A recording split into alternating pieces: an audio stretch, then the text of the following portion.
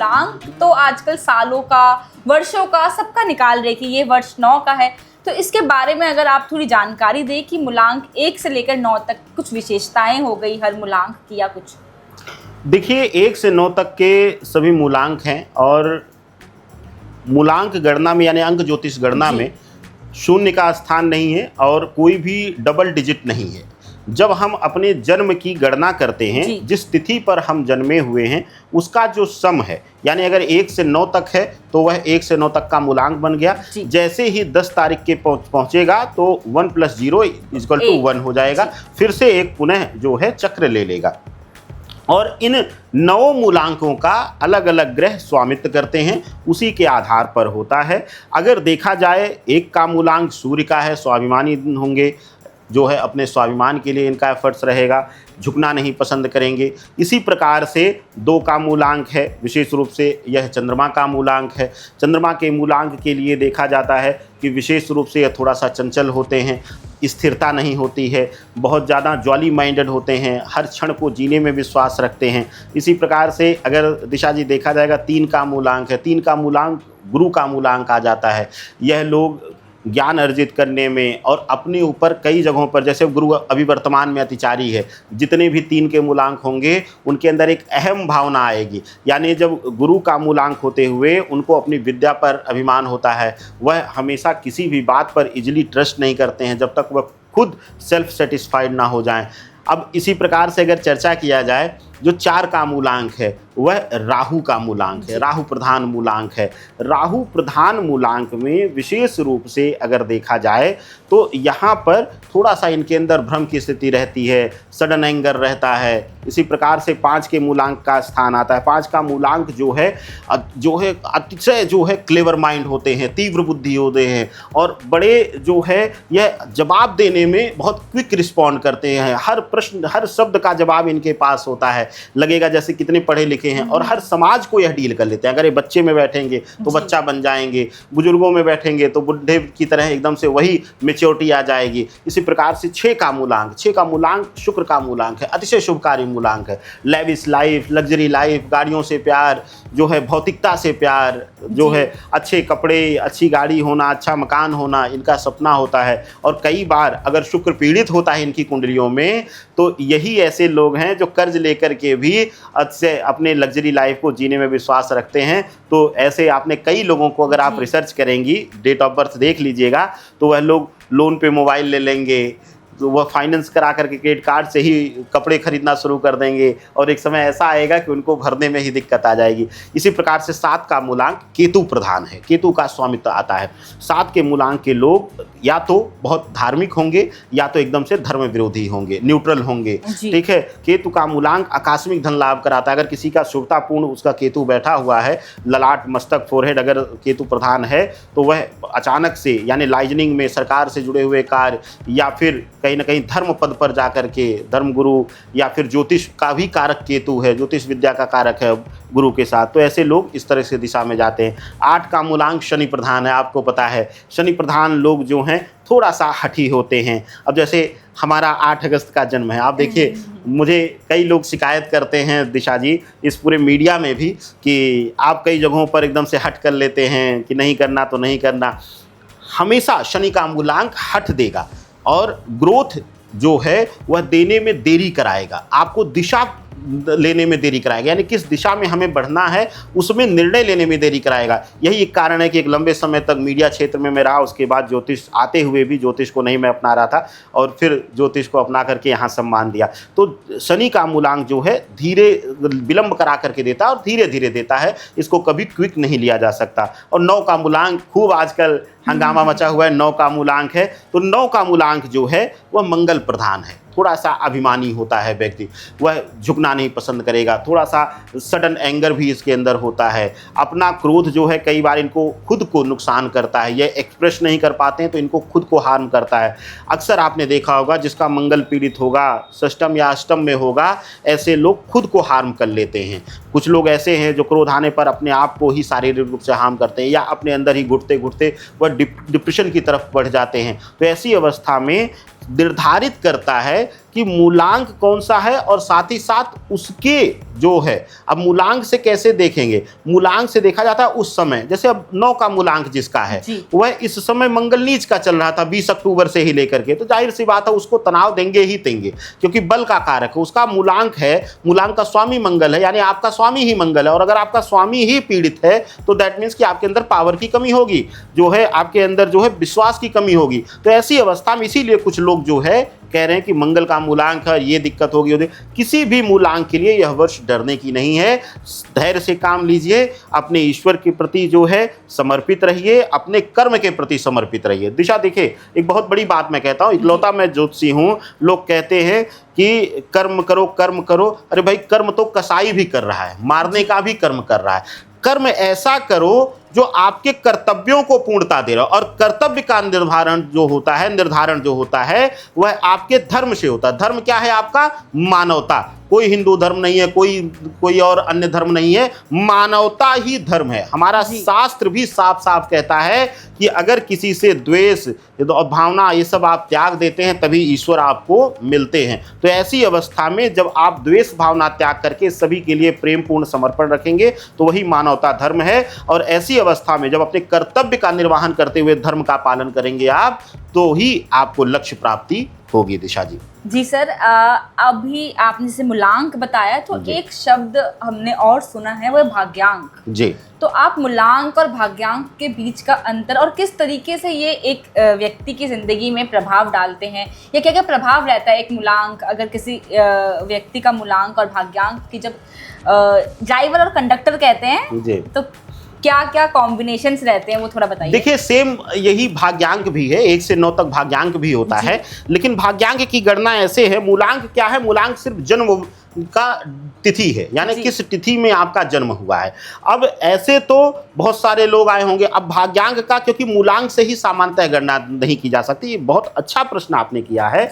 जैसे ही वैदिक ज्योतिष में हमने बताया कि जब 12 भावों में 9 ग्रह बैठ करके किस किस स्थान पर कहाँ कहाँ दृष्टि दे रहे हैं उससे हम गणना करते हैं। इसी प्रकार से मूलांक या अंक ज्योतिष में हम मूलांक भाग्यांक का सामूहिक अध्ययन करके और दोनों में वर्तमान गोचर का अध्ययन करके ग्रहों का, तब हम निर्णय पर पहुंचते हैं। भाग्यांक जो है वो हमारा भाग्य का अंक। भाग्य अंक कैसे हुआ? किस महीने किस वर्ष में आपका जन्म हुआ, जब पूरा डाटा आप सम करते हैं। जैसे फॉर एग्जांपल आप ले लीजिए कि आपका जन्म जो है वह 24 अप्रैल 1996 या 95 में हुआ, तो आप अब 24 प्लस साथ ही साथ 4 आ गया अप्रैल का महीना, प्लस 1996 1996, इसको टोटल को जब सम करते हैं जो अंक आएगा वही आपका भाग्यांक बनेगा। और फिर जब आप भाग्यांक निकाल लें तो जैसे ही मूलांक का प्रतिफल गणना होती है वैसे ही हम भाग्यांक की गणना करते हैं। लेकिन दोनों की गणनाओं में अंतर आएगा। मूलांक हमारे जो है वर्तमान गोचर को लेकर रहेगा और भाग्यांक हमारे भविष्य की घटनाओं का अध्ययन कराने में मदद करता है। तो ऐसी अवस्था में जब हमें प्रेडिक्शन देना होता है तो हमें मूलांक और भाग्यांक दोनों की गणना का आधार हमें देखना पड़ता है जी। हर एक भाग्यांक का, जैसे कि आपने बोला भाग्यांक भी 9 ही है, जैसे मूलांक है, तो हर एक भाग्यांक की अपनी कोई विशेषता अगर आप बताएं भाग्यांक के लेकर। देखिए, भाग्यांक भी जैसा मैंने आपको कहा कि 1 से 9 तक वही भाग्यांक है, वही मूलांक है, बस उसका गणना अलग है। तो उसका स्वामित्व सेम वही ग्रह करते हैं, वही भाव रहता है उसी प्रकार से। लेकिन वर्तमान गोचर के अनुसार कुछ सूत्र ऐसे हैं जो दोनों को सामूहिक गणना करके, जैसे अब किसी का जो है मूलांक जो है वह 8 का निकला, लेकिन जो है भाग्यांक जो है वह 1 का निकला, सूर्य का निकला। तो ऐसी अवस्था में उसको हमेशा अपने जीवन में संघर्ष करना पड़ेगा और उसके जो है जहां भी वह रहेगा, चाहे परिवार में, चाहे वह प्रोफेशनली फ्लोर पर, ऑफिस में, वहां उसको प्रतिस्पर्धा देखने को मिलेगी, वहां उसके विरोध में लोग हमेशा खड़े हुए मिलेंगे, उसकी राह आसान नहीं रहेगी। इसी प्रकार से जब भाग्यांक और मूलांक जो है मित्र मिल जाते हैं, यानी मित्रवत मिल जाते हैं, सम मिल जाते हैं, तो ऐसे व्यक्ति का जो है लाइफ इवेंट्स जो है वह आसान हो जाता है। बस इसको सामान्यतः समझिए कि 1 से 9 तक का जो अंक है उसका एक अलग अलग ग्रह जो है स्वामित्व कर रहा है, यही मूलांक, यही भाग्यांक। बस भाग्यांक गणना जो है वह सम फॉर्मूला जो है वो अलग है, क्योंकि वह पूरे जन्म, माह और वर्ष तीनों का सामूहिक अंक आता है, और जो आपका मूलांक है वह सिर्फ जन्म तिथि का अंक है। तो ऐसी अवस्था में बस दोनों में विभाजन यही है, स्वामित्व वही है, ग्रह वही है। जी जैसे अभी आपने बोला कि अगर 8 मूलांक के साथ एक भाग्यांक आ जाए, जी, या इसको हम ऐसे भी ले सकते हैं कि एक मूलांक के साथ अगर 8 भाग्यांक आ जाए तब भी ये युति कहीं ना कहीं संघर्ष देगी। हाँ, अब शनि सूर्य की युति हो गई ना। 8 का मूलांक शनि है, 1 का मूलांक सूर्य है, शनि सूर्य पिता पुत्र है। आपको भी पता है कि आपने भी पढ़ा है कि माता छाया का पुत्र होने की वजह से हमेशा शनिदेव सूर्य से एक शत्रुगत भावना रखे। तो ऐसी अवस्था में जब शत्रु दोनों एक दूसरे के आमने सामने होंगे, एक दूसरे के साथ होंगे, तो जाहिर सी बात है द्वंद्व वहां होगा, वहां लड़ाइयां होंगी, वहां संघर्ष होगा, और बिना संघर्ष के आपको सफलता नहीं मिलेगी। इसी प्रकार से 6 का अंक, और ले लीजिए आप विशेष रूप से 9 का अंक, यानी 6 और 9, शुक्र और मंगल को भी शत्रुगत ग्रह माना जाता है। तो ऐसी अवस्था में जहां शुक्र और मंगल का मूलांक होगा, जैसे एक सामान्यतः गणना कर लीजिएगा, अगर परिवार में कोई होगा, आप जाकर के इसको शोध कर सकती हैं कि जैसे किसी का भाग्यांक निकल गया 8 और उसका मूलांक निकला जो है 6, तो आप देखेंगे उसकी पर्सनल लाइफ बहुत डिस्टर्ब रहेगी। 6 और 8 जो है, मंगल और शुक्र जो है, वह पर्सनल लाइफ में पूर्णता नहीं आने देगा, संबंध भाव में अधूरापन ही रखेगा। चाहे वह लव लाइफ हो, चाहे वह मैरिड लाइफ हो, वहां कहीं ना कहीं इनकम्प्लीट भाव रहेगा, नोकझोंक रहेगा, विपरीत स्वभाव रहेगा। तो हालांकि यही दोनों ग्रह जो हैं संबंध की पूर्णता का भी कारक है, लेकिन जब एक साथ आ जाते हैं तो यह द्वंद्व कराते हैं, यह अपने आप में ही अलग भाव रखते हैं, तो ऐसी अवस्था में पीड़ादायक हो जाते हैं। तो ऐसे में क्या आप हमें ये बता सकते हैं कि जैसे कि मूलांक आपने बोला, हो सकता है कि अब 1-8 अभी तो युति चल रही है, एक ही इंसान का एक मूलांक और एक भाग्यांक है। अगर हम ऐसे देखें कि जैसे कि आपका मूलांक 8 है, मेरा मूलांक कुछ और है, तो किस मूलांक का कौन सा मूलांक शत्रु रहेगा या कौन सा मूलांक मित्र रहेगा? देखिए, इसको इस तरीके से समझिए दिशा, कि हर ग्रह स्वामित्व कर रहे हैं अलग अलग मूलांक की, या कह लीजिए कि भाग्यांक की, जो भी कह लीजिए। अब अंक क्योंकि वो आ रहा है 1 से 9 तक का है, तो वहां पर अब देखा जाएगा प्लैनेटरी कंडीशन से देखा जाता है। जैसे कि चंद्र और बुध जो हैं वह शत्रु हैं, 5 नंबर और 4 नंबर, यह एक दूसरे के परस्पर शत्रु आएंगे, ठीक है। इसी प्रकार से गुरु का कोई शत्रु नहीं होता है, यानी 3 के मूलांक या भाग्यांक का कोई शत्रु नहीं होता है। फिर भी विरोधाभास आ जाता है कुछ ग्रहों के साथ, लेकिन क्योंकि गुरु कभी किसी का शत्रु नहीं होता है, तो गुरु ग्रह का कभी किसी से शत्रुता नहीं है। नहीं तो अगर देखा जाएगा तो यहाँ पर विशेष रूप से 1 और 4 का भी आ जाएगा, क्योंकि सूर्य और राहु जो है शत्रुगत है, ग्रहण योग बनाते हैं। इसके साथ ही विशेष रूप से देखा जाएगा कि अगर मंगल और शुक्र का, जैसा आपने बताया कि 8 और 6 का देखा जाएगा, और विशेष रूप 8 और 9 का देखा जाएगा, 6 और 9 का देखा जाएगा, बिल्कुल 6 और 9 का देखा जाएगा, सूर्य और शुक्र और मंगल का। इसी प्रकार से अगर देखा जाएगा तो केतु के साथ गुरु को छोड़ करके, हालांकि गुरु के साथ भी यह चांडाल युति बनाता है, लेकिन राहु और गुरु की युति, राहु और केतु की युति जब होती है तो वहाँ काफ़ी हद तक गुरु जो है शत्रुगत भावना को भी समाप्त कर देता है। यानी जब एक अच्छा गुरु मिलता है, आप भी ये देखे होंगे कि कहते हैं कि संगत का असर होता है, तो जब गुरु की संगत में राहु और केतु आते हैं तो उनकी पीड़ाएं थोड़ा सा कम हो जाती हैं। बाकी अगर देखा जाए तो राहु और केतु का सबसे लगभग शत्रुगत है, और चंद्र बुध की शत्रुगत है, यानी 2 का जो चंद्रमा का अंक है, और साथ ही साथ 5 जो बुध का अंक है, इसके साथ शत्रुगत है। चंद्र बुध आपको पता होगा, आपने अगर कहानी सुनी होगी तो छल के साथ जो उत्पत्ति हुई थी, तो चंद्र बुध ज्योतिष शास्त्र में प्रबल शत्रु माने जाते हैं, मानसिक पीड़ा का कारक माने जाते हैं। अगर किसी पार्टनर का, किसी का चंद्रमा का मूलांक आ गया और किसी का बुध का मूलांक आ गया, तो समझिए उसके बीच हमेशा सिर्फ और सिर्फ नोकझोंक रहेगी, उसके बीच सुकून नहीं मिल सकता है। लेकिन जैसे ही वो दूर होंगे फिर दिखावा ऐसा हो जाएगा कि बहुत करीबी हैं। तो ऐसी अवस्था में हमें देखना है कि सामने वाला जो ग्रह है हमारे साथ जिसका मूलांक है उसका स्वामी ग्रह कौन है, उसके अनुसार हम निर्धारण कर सकते हैं कि कौन सा ग्रह शत्रु है। राहु और केतु लगभग हर ग्रह के शत्रु हैं। सामान्यतः देखा जाए तो इसको गणना कर लें कि राहु और केतु शत्रु हैं, बाकी मंगल का शत्रु शुक्र है, और चंद्रमा का शत्रु जो है विशेष रूप से बुध है, और यहाँ सूर्य और शनि शत्रुगत रूप में रहते हैं। और अगर अभी तो आपने शत्रु बता दिया, हमारे व्यूअर्स तो ऐसे परेशान हो जाएंगे कि अरे कि मेरे दोस्त का मूलांक ये आ गया कि अब हम क्या करें। ऐसे आप थोड़ा मित्र भी बता दें कि इनकी युति, या फिर अगर इस मूलांक के साथ ये मूलांक का कॉम्बिनेशन बहुत अच्छा रहेगा। जैसे देखिए गुरु मंगल का मूलांक कॉम्बिनेशन बहुत अच्छा है, गुरु और मंगल जो है 3 और 9। विशेष रूप से 3 और 9 का मूलांक कॉम्बिनेशन बहुत अच्छा है। सूर्य और बुध का भी बहुत अच्छा है। अगर कोई पुरुष है, सूर्य का मूलांक है, बुध है, कन्या का मूलांक है, या सूर्य और शुक्र का मूलांक है, बहुत अच्छा अद्भुत माना जाता है। गुरु और शुक्र का यानी कि विशेष रूप से 3 और 6 का मूलांक अच्छा माना जाता है। शनि और शुक्र का मूलांक बहुत अच्छा माना जाता है, क्योंकि दोनों जो है मित्रवत ग्रह हैं, शत्रु ग्रह हैं दोनों। शुक्राचार्य के रूप में शुक्र ग्रह को जाना जाता है, और शनि को जो है वह भी एक क्रूर ग्रह माना जाता है, और शुक्र और शनि को मित्र माना जाता है, और यह शुभता बनाते हैं। मंगल विशेष रूप से गुरु के साथ अतिशय शुभकारी हो जाता है, सूर्य के साथ शुभकारी हो जाता है, बुध के साथ शुभकारी हो जाता है, मंगल चंद्रमा के साथ अतिशय शुभकारी हो जाता है। चंद्र का मूलांक हो कन्या का, स्त्री का, और मंगल का मूलांक हो पुरुष का, वह अतिशय शुभकारी माना जाता है। ऐसे लोग क्षण भर में अगर नाराज भी होंगे तो एक दूसरे को मनाने लगते हैं, और ज्योतिष शास्त्र में विपरीत राजयोग बनाता है। ऐसे जो लोग होंगे वह सुंदर होंगे, सौंदर्य से परिपूर्ण होंगे, और एक दूसरे को परिपूर्ण करते हैं। तो यह कुछ कॉम्बिनेशंस जो हैं वो बड़े अच्छे शुभकारी भी समझे जाते हैं। देखिए ज्योतिष शास्त्र में दिशा, जब हम बात करते हैं कि अनिष्ट, अरिष्ट, हानिकारक, शत्रु, तो जाहिर सी बात है ज्योतिष शास्त्र का एक नियम है कि कोई भी ग्रह 100% वह नकारात्मकता नहीं देता है और 100% वह शुभता नहीं देता है। तो हर ग्रह का 2 पहलू हैं, एक सकारात्मक, एक नकारात्मक। कुंडली में किस प्रकार से, किस नक्षत्र में वह बैठा हुआ है, कुंडली के किस भाव में बैठा हुआ है, यह निर्धारण करेगा कि वह कैसा व्यवहार व्यक्त करेगा।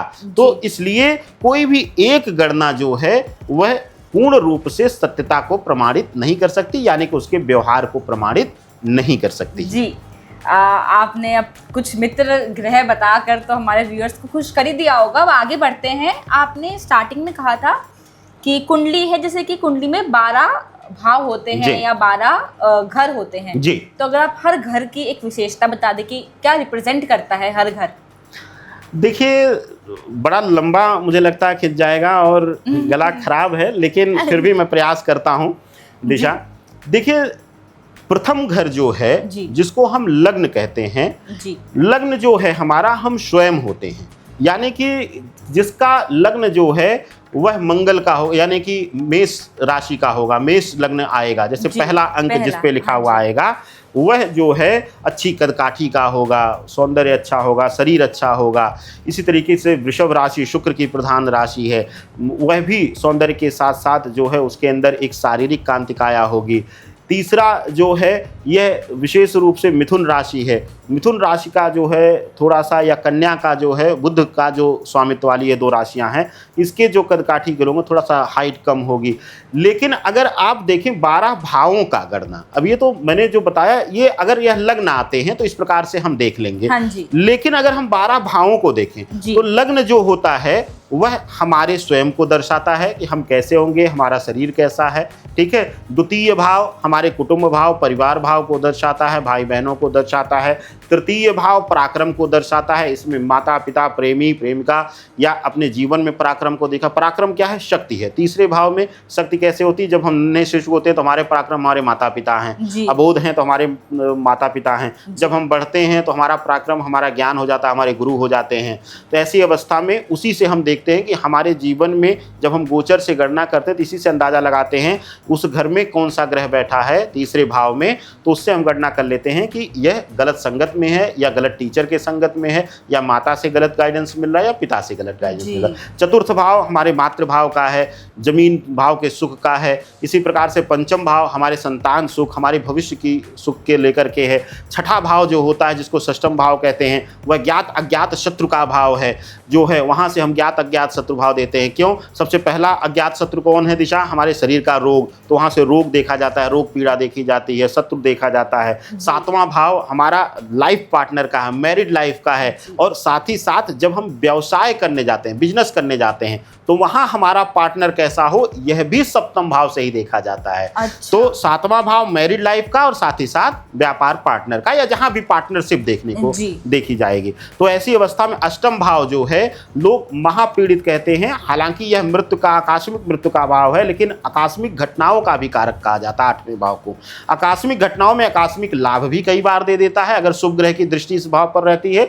और अगर यहाँ पर कोई क्रूर ग्रह बैठा हो तो वह मार्केश होकर अगर बैठ जाए तो दुर्घटना, एक्सीडेंट, चोट लगना, ब्लड लॉस, सर्जरी, यह सब कराता है, ब्लड लॉस कराता है। नवम भाव जो है वह भाग्य भाव कहा जाता है। अगर इस भाव में अगर शुभ ग्रह कोई स्वग्रही होकर बैठ जाए, गुरु स्वग्रही होकर बैठ जाए, सूर्य स्वग्रही होकर बैठ जाए, मंगल स्वग्रही होकर बैठ जाए, तो उस व्यक्ति को भाग्य का सहारा मिलता है। कईयों को आपने देखा होगा दिशा कि उसके कर्म या योग्यता वैसी नहीं है, लेकिन ईश्वर उसे ले जाकर के वर्चस्व पे बैठा देता है। और हम लोग कहते हैं देखिए हम ऐसे इतना संघर्ष किए और वो जाकर के गद्दी पर बैठ गया। यही एक कारण, जिसका नवम भाव बहुत मजबूत होता है उसे भाग्य का साथ मिलता है, उसको बहुत ज़्यादा स्ट्रगल नहीं करना पड़ता है। इसी प्रकार से दसम भाव जो 10वां घर होता है वह व्यक्ति के कार्य क्षेत्र का भाव है। आप कार्य कौन सा करें, कौन सा कार्य आपको सक्सेस देगा, नौकरी में रहना है या रोजगार में रहना है, यह निर्धारण वहाँ से होता है। किस प्रकार का रोजगार करें या किस क्षेत्र में आप जाएं, यह भी निर्धारण वहाँ से होता है।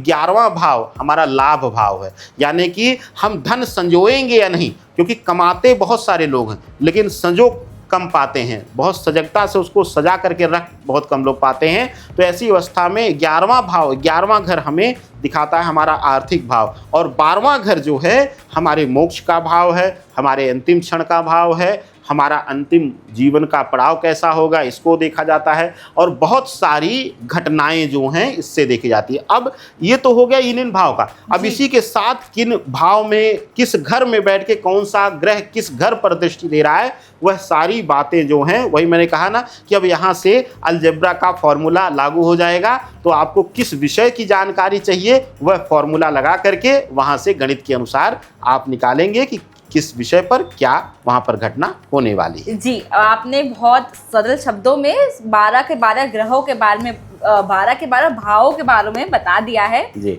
बस एक आखिरी क्वेश्चन, आखिरी सवाल मैं आपसे पूछना चाहूँगी। ये आजकल लोग मैनिफेस्टेशन और मेडिटेशन की ओर बढ़ते हुए दिख रहे हैं, सोशल मीडिया में भी बहुत से लोग दिखेंगे, तो किस तरीके से हम अपना ध्यान केंद्रित करें या मेडिटेट कर सकें? सबसे पहले तो आप मेडिटेशन और मैनिफेस्टेशन, इन दोनों के बीच का अंतर बता दें। देखिए, इन दोनों को डिस्क्राइब करने से पहले दिशा, मैं एक चीज़ और आपके चैनल के माध्यम से और आपके माध्यम से दर्शकों को बताना चाहूँगा। सोशल मीडिया वह पॉइजन है, वह स्वीट पॉइजन है। अगर हम सही मात्रा में और सही चुनाव करके उसको ग्रहण करते हैं तो वह शुभता देगा, नहीं तो एक मीठा जहर बन करके वह हमें समाप्त कर जाएगा। इस समय 99% लोगों को रील स्क्रॉल करके देख लीजिए सोशल मीडिया पर, आप यह सिद्धि कर लीजिए, यक्षिणी सिद्धि कर लीजिए, कर्ण पिचासनी कर लीजिए, हर कोई सिद्धि वाला ही बैठा हुआ है। और सबसे बड़ी दुर्गति यह लोग ज्योतिष का और अध्यात्म का और शक्तियों का करा रहे हैं। अरे भाई दिशा, अगर इतना ही आसान होता कर्ण पिचासनी सिद्धि करना तो सभी बैठ करके करके और हर किसी का जीना दुश्वार कर देते। आत्माएं कांप जाएंगी जिस दिन आपको करना पड़ेगा, और जिस दिन आपको पद्धति पता चलेगी। सिर्फ कह देने से कि यह करना है, शमशान में रहना है, विष्टा अपना खाना है, इस तरीके से ये सब सिद्धियां नहीं हैं। आइए, जब आएंगे ना आप तो एक मंत्र जाप करने में आपका शरीर हिल जाता है। 4 घंटे जिस दिन मंत्र जाप करना पड़ जाएगा उस दिन शरीर हिल जाएगा। और जब लगातार 7 दिन 11 दिन आपको जाप करना पड़ जाएगा मलमूत्र त्याग करके, तब सोचिए आपकी क्या हालत होगी। तो ऐसे पाखंडियों से दूर रहिए, ऐसी रील्स से दूर रहिए, वशीकरण से दूर रहिए। कच्छा बांध देने से स्त्री पुरुष का वशीकरण नहीं होता है, दही लगा देने से जो है वशीकरण नहीं होता है। खूब रीलें आपने देखा होगा। तो आपके चैनल के माध्यम से मैं निवेदन करूंगा ऐसे लोगों से दूरी बना के रखिए। अब आते हैं आपके विषय पर जी। पहली चीज मेडिटेशन। हाँ जी, मेडिटेशन एक ऐसी पद्धति है जो वैज्ञानिक कारण उसमें हैं, और वैज्ञानिक कारणों से, जैसे कि हम कुछ योगासन हैं, कुछ मुद्राएं हैं जिनमें हम लंग्स को मजबूत करते हैं, जिनमें हम अपने मन को शांत करते हैं, कुछ आसन ऐसे हैं जिनसे हम अपने मानसिक शांति लेते हैं। देखिए, शरीर में 7 चक्र हैं। दोनों तरीके से, चाहे वह मेडिटेशन करके आप उसको बैलेंस करिए या फिर मैनिफेस्टेशन करके करिए। देखिए, पहला कारण है मेडिटेशन। मेडिटेशन आप योग मुद्रा या फिर ध्यान मुद्रा के माध्यम से आप कर सकते हैं, और उसके लिए एक अच्छा योग गुरु या अच्छा एक जानकार आपके पास होना चाहिए या मुद्राओं की आपको अच्छा ज्ञान होना चाहिए, नहीं तो यह हार्म भी करता है, नुकसान भी करता है। और मेडिटेशन एक बहुत अच्छी चीज़ है। जो लोग मंत्र जाप नहीं कर सकते हैं, स्पिरिचुअली बहुत ज़्यादा नहीं एक्टिव हैं, वह लोग सबसे बेस्ट है कि मेडिटेशन करें। प्रातः उठ करके स्वच्छ वातावरण में बैठ करके या अपने घर में बैठ करके आप जो है मेडिटेशन करिए। कुछ नहीं हो तो आप शांत मन से बैठ जाइए, ज़मीन पर एकदम से पैर लगा करके आराम से बैठ जाइए, कुछ आसन ले लीजिए और वहाँ पर बस मन में ओम शब्द का उद्घोष हो। ओम बोलते रहिए आप और ध्यान लगाकर सब कुछ सोचिए कि उस समय आप शून्य हो जाइए। आपके मन में एक चीज़ दिशा आपके चैनल के माध्यम से मैं बताऊंगा और मुझे लगता है हर दर्शक इससे सहमत होगा कि जब भी हम पूजा घर में, मंदिर में, पूजा स्थान पर बैठते हैं या जाते हैं, मूर्ति के सम्मुख खड़े होते हैं तो सैकड़ों विचार हमारे मन में आ जाते हैं जी। हमारे पास ये हो जाए, हम पास हो जाएं, हमें अच्छी नौकरी मिल जाए, मैं भी ये सोचता हूँ मुझे प्रसिद्धि मिल जाए, मुझे बड़ा चैनल मिल जाए। तो यही एक कारण है कि ईश्वर विलंब करते हैं आपकी सुनवाई में। जब भी ईश्वर के सम्मुख मेडिटेशन में आप बैठिए जी, तो आपके मन में सिर्फ अपने इष्ट, अपने देव, अपने पूजनीय के, अपने भगवती के चरणों में हो। यानी कि बस आप अपने आप को समर्पित कर दिए। किसी को नहीं मान रहे हैं तो बस एक ओमकारेश्वर शक्ति को आप मान लीजिए और वही अंतिम सत्य है, उसी पर अपना सब कुछ न्यौछावर कर दीजिए। यानी कि अपने मन से सारे जो हैं राग, द्वेष, लोभ, भावना सब त्याग दीजिए, यानी अपने मस्तिष्क को शून्य कर लीजिए। जिस दिन लगातार आप 10 दिन, 20 दिन, 1 महीने, 2 महीने, 6 महीने प्रैक्टिस करेंगे, एक दिन जरूर आप इसको कर ले जाएंगे। यही अच्छा मेडिटेशन की पद्धति है। अब आते हैं मैनिफेस्ट करना। मैनिफेस्ट करने में हम अपनी एनर्जीज को, पद्धति वही आएगी कुछ ना कुछ हद तक। अब यहाँ पर 2 विषय आएगा। पहला, एक तो मंत्र जाप जी। जैसे मेरा एक नियम है कि मैं प्रातः 5 बजे रोज का, आप मोबाइल में अलार्म देखेंगी, दोनों फ़ोन में लगे हुए हैं, और सुबह प्रातः उठ करके, क्योंकि दिन में या शाम का कोई दिनचर्या नहीं है, मीडिया के चेहरे हैं तो कई बार 8 बजे भी शो करना पड़ जाता है, कोई विवादित बयान दे देता है धर्म के नाम पर या ज्योतिष के नाम पर, तो ऐसी अवस्था में संध्या बेला की पूजन का समय नहीं मिल पाता है। तो हम प्रातः उठ करके गायत्री, महामृत्युंजय, माँ बगलामुखी की उपासना, मैं एक बगलामुखी उपासक भी हूँ, एक उनका भक्त भी हूँ, उनका एक बेटा हूँ, तो वही मेरी शक्ति का आधार है। तो ये 3 मंत्रों के साथ मैं अपने आप को मैनिफेस्ट करता हूं, यानी अपनी ऊर्जा को सकारात्मक करता हूं। इसी प्रकार से मैनिफेस्ट करने में जब भी आप बैठें, चाहे ओम का बीज मंत्र ले लीजिए या किसी देवी देवता का मंत्र, बीज मंत्र लीजिए, अपने आप को शांत मुद्रा में बैठ करके और आप कुछ देर उसको आप जाप करिए, याद करिए। मंत्र नहीं कर सकते हैं तो अगर शिव को आप मान रहे हैं तो प्रयास करिए कि आपके ब्रह्म चक्र पे, यानी कि दोनों नेत्रों के बीच में आप अपने शिव को लाके प्रकट करें। यानी कि आपको यह आभास होना चाहिए, जैसे कि मैंने कहा कि मेडिटेशन करते हुए आपको आभास होना चाहिए कि मस्तिष्क से सब कुछ निकल गया है, कोई पीड़ा, कोई बात, कोई भेद नहीं है, दिन में क्या करना है उस समय शून्य हो गया है, जब उठूंगा मेडिटेशन से तब सोचूंगा मुझे क्या करना है। इसी प्रकार से मैनिफेस्ट करने में भी आप अपने ईश्वर की जो है प्रतिबिंब अपनी आंखों में देखते देखते अपने ब्रह्म चक्र पर ला दीजिए, यानी कि उस ईश्वर के प्रति अपने आप को समर्पित कर दीजिए। या तो मंत्र जाप या तो यह क्रिया, दोनों में से कोई भी आप कर लेते हैं तो अपने आप को आप ईश्वर को समर्पित कर देंगे, आपकी ऊर्जा जो है वह शांत हो जाएगी। आज के समय में सबसे ज़्यादा जो घटनाएं हो रही हैं, चाहे वह धोखे की, चाहे वह किसी को मारने की, पति पत्नी एक दूसरे को मार रहे हैं, या आप देख रहे हैं उग्रता लोगों में बढ़ रही है, छोटी छोटी बातों पे रोड रेज की घटनाएं हो रही हैं, पड़ोसियों में कलह हो रहा है, परिवार में कलह हो रहा है, वह इसी वजह से कि आज के समय में हम अपनी ऊर्जा को शांत नहीं कर पा रहे हैं। और जब तक हमारे चक्र, 7 चक्र जो हैं वह शांत नहीं रहेंगे, हम अपने आप को, अपनी ऊर्जा का सही उपयोग नहीं कर पाएंगे। खास करके आज के युवा, स्त्री हों या पुरुष हों, उनको बहुत ज़रूरी है, क्योंकि अगर 7 चक्र आपके समर्पित रहेंगे, शांत रहेंगे, तो आप किसी को भी धोखा देने की सोच नहीं सकते हैं और आपके अंदर जो है काम अग्नि की भी अधिकता नहीं आएगी। जी, तो आपने बहुत ही सरल शब्दों में एस्ट्रोलॉजी हो, ज्योतिष विद्या हो, टैरो कार्ड रीडिंग, अंक ज्योतिष शास्त्र हर एक चीज़ को हमारे व्यूअर्स तक पहुंचाया, उन्हें समझाया। तो बस आज के लिए इतना ही। ऐसी ही बातचीत देखने के लिए देखते रहिए GMT गाइड मेमो टॉक। धन्यवाद।